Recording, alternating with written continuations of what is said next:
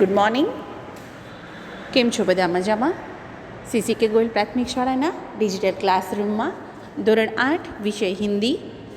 આજના આપણા second lecture chapter 2 ઈદગાહ એનો આજે આપણો લેક્ચર સેકન્ડ છે.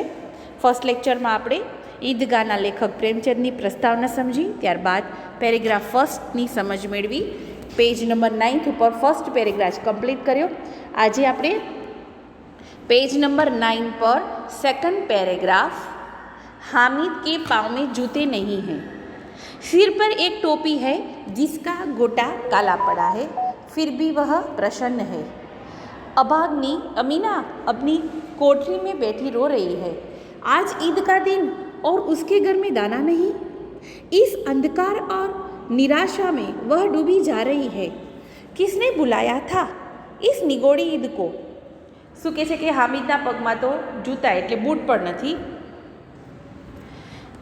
સિર પર એક પુરાની ટોપી હૈ, માથા ઉપર એક જૂની એકદમ મેલી ગયેલી એકદમ ટોપી પહેરેલી છે. જિસકા ગોટા કાલા પડ ગયા, ટોપી ઉપર જે ગુચ્છો આવે ને એ આખો કાળો પડી ગયો છે. ફિર ભી વહ પ્રસન્ન હૈ, પરંતુ એ પણ ખૂબ જ ખુશ જ છે.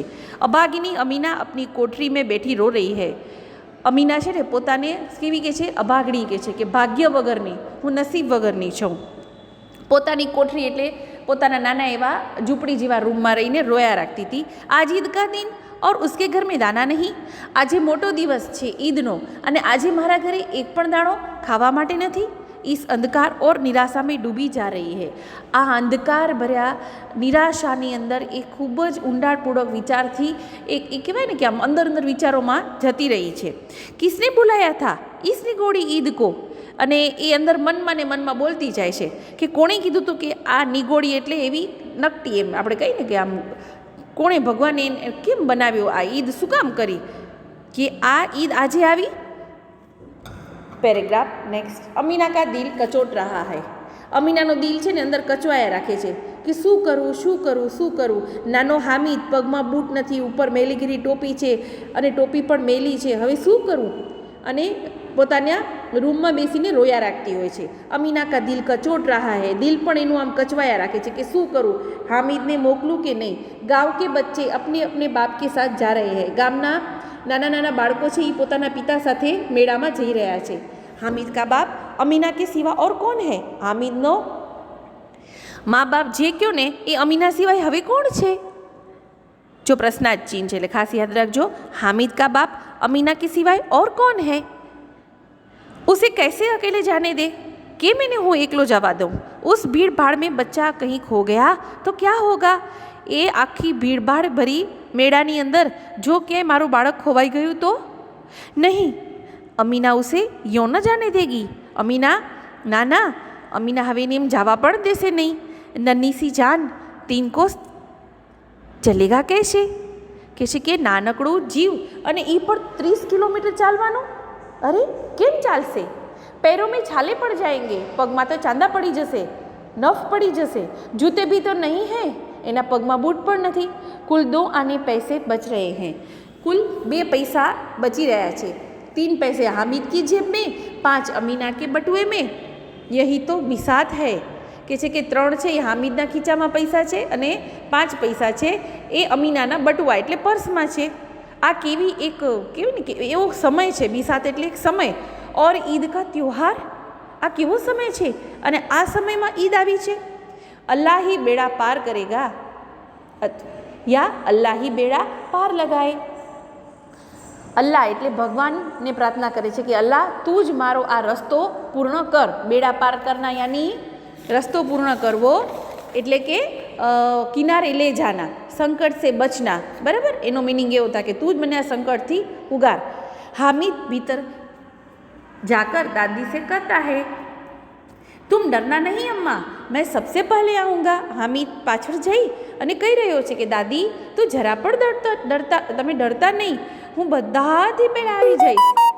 गाँव में मेला चला और बच्चों के साथ हामिद भी जा रहा है. बच्चों के साथ हामिद भी जा रहा है. कभी दौड़कर आगे निकल जाता, फिर किसी पेड़ के नीचे खड़े होकर साथ वालों का इंतजार करता. કે છે હામિદ પણ સાથે જાય છે ગામના લોકોની સાથે મેળામાં ચાલવા લાગે છે.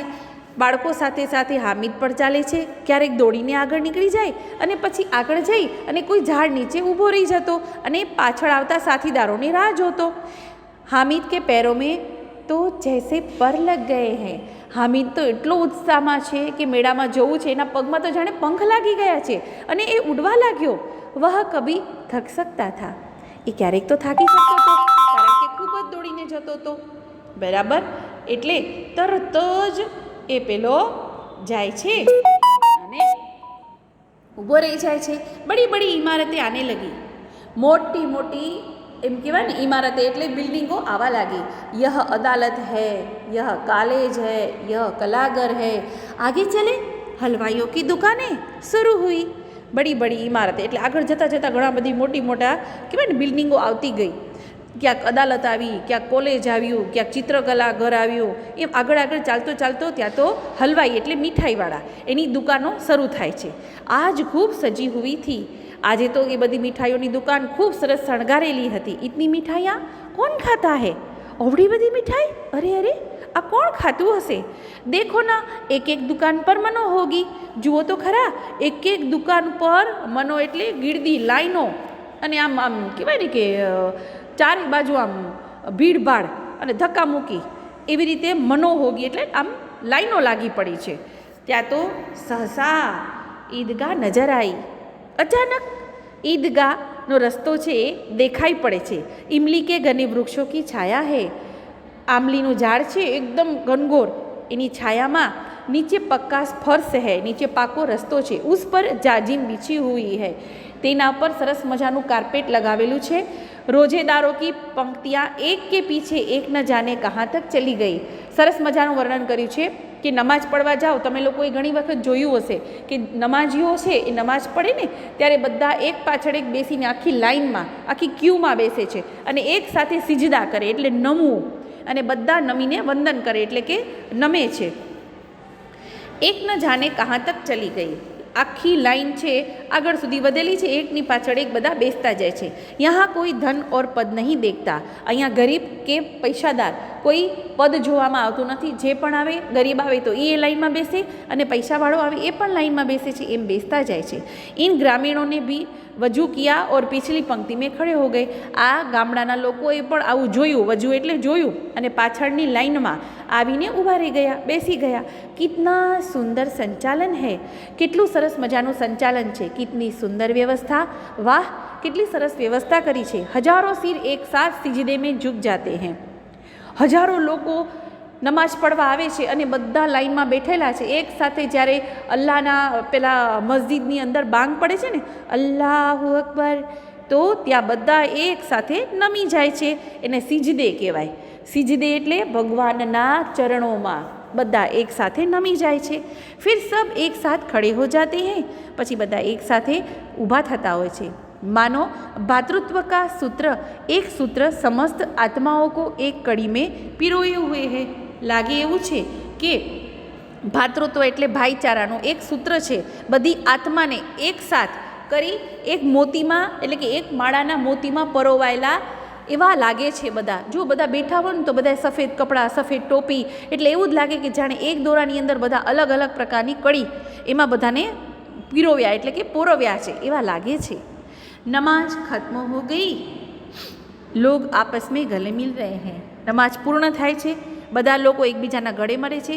अब मिठाइयों और खिलौनों की दुकानों पर धावा होता है. धावा એટલે ચલો, ધાવા એટલે આપણે શું કરીએ છીએ, ઘણી વખત કોઈ એવી દુકાનો હોય આપણે ગમતી હોય, કટલેરીની દુકાન હોય, કપડાની દુકાન કે XY જે ગમતી વસ્તુ હોય જઈને આપણે બધા ધાબા બોલીએ. ધાબા એટલે એક સાથે ઝાઝા બધા લોકોએ જવું. અને તરત જ ग्रामीणों का यह दल इस विषय में बालकों से कम उत्साह नहीं है. ગામડાનું દલ એટલે કે સમૂહ આ પણ આ વિષયમાં કાંઈ ઓછો નહોતો ઉત્સાહી, એ તો એવો જ હતો. યહ દેખો હિંડોલા હૈ. જો જુઓ પેલું ચકડોળ છે. એક પૈસા દેકર ચઢ જાઓ કે છે, એક પૈસા દઈ અને ત્યાં તો ઉપર ચડી જાઓ.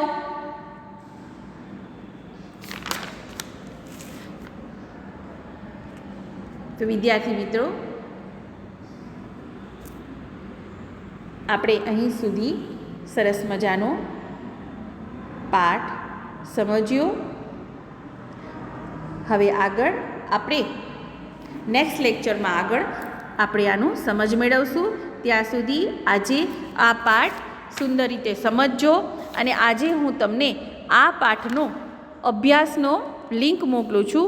એ અભ્યાસના લિંકના પ્રશ્ન જવાબ રફ નોટની અંદર સરસ રીતે એના જવાબ સહિત છે. રફ નોટની અંદર અભ્યાસના પ્રશ્નો 1, 2, 3, 4 અને 5. પહેલો પ્રશ્ન છે પ્રશ્નો કે ઉત્તર દીजिए, એના જવાબ પણ આપેલા છે લિંકમાં, એ તમારે જોઈને રફ નોટમાં લખવાના. બીજો પ્રશ્ન છે इस कहानी का शीर्षक ईदगाह क्यों रखा गया है, इसके अलावा आप कौन सा शीर्षक देना चाहेंगे, એનો જવાબ પણ લિંકમાં આપ્યો છે.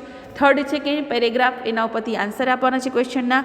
ફોર્થ છે તમે પણ કોઈ મેળામાં ગયા હશો અને ત્યાં તમે કંઈક ખરીદ્યું હશે, એના વિશે લખવાનું છે. અને ફિફ્થ ક્વેશ્ચન છે यदि तुम्हें मेले में अपनी दादी के लिए कुछ खरीदना हो तो क्या खरीदेंगे. બરાબર ને બાળકો? તો તમારે આવું સરસ મજાના 5 પ્રશ્નોના જવાબ લિંકમાંથી રફ નોટમાં યાદ રાખીને લખવાના છે. બરાબર? અને સાથે આખો પાઠ યાદ રાખવાનો છે. Good bye.